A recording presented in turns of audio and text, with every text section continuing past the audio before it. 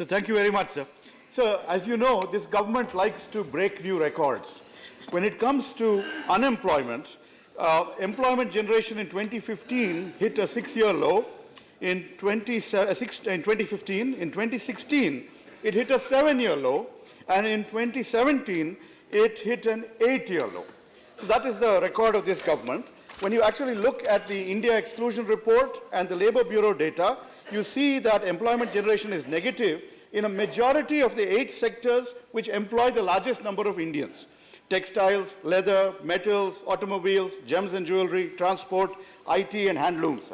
Only 1.35 lakh jobs, 1.35 lakh jobs were created when more than 1.2 crore people entered the workforce. So basically the government is in denial. Recently there was a session at the World Economic Forum's India Economic Summit, and one of our ministers actually made the statement when everyone expressed concern about job losses in the formal sector. He actually said, companies bringing down the employment is a very good sign in fact. Okay, I quote, "The country today is seeing more and more young people wanting to be entrepreneurs." If that were the case, that would be wonderful, sir.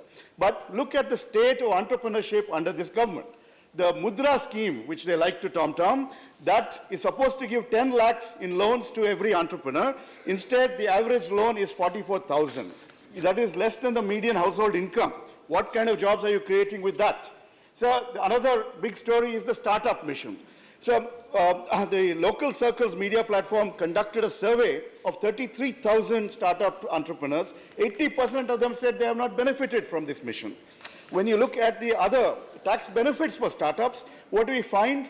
There were exactly 111 firms that have actually benefited from, got tax benefits from that particular scheme. So their own chief economic advisor suggested to them that the government focus on 2 key sectors, textiles and leather, because they have huge job creation potential.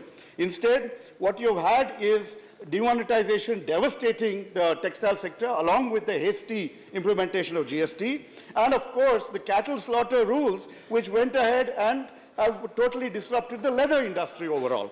So basically, construction is also in deep distress, IT is seeing layoffs, and agriculture, enough of my colleagues have talked about the kind of crisis that we're facing. Fundamentally, gross fixed capital formation in the private sector is in deep trouble, at record lows, and the government is not doing anything about it. So when you think about where job creation happens, it's in the medium, small, and micro enterprises sector, in the informal sector. They have demonized these sectors and devastated them by saying these are cash-driven sectors and therefore they are all illegal and criminal. That is a very, very wrong move, and it's time for them to change their approach to these sectors, which is where jobs are actually created.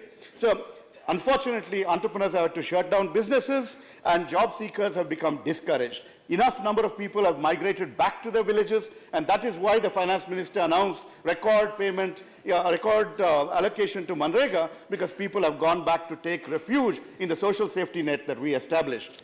So last year, I'm running out of time, last year we came out with a report in January called The Real State of the Economy, and we presented that to the nation. We will be presenting one more this year. But last year, the title of that report was, "Where are the jobs, Mr. Prime Minister?" So we have not got an answer. The people of India are going to ask this government that question in 2019, and they will have no answer to that. And that is a real disaster for India and its demographic dividend, which they are squandering in front of our eyes because they are not paying attention to the jobs and employment issue. Sorry to say that, sir. Thank you. Thank you very much. Now,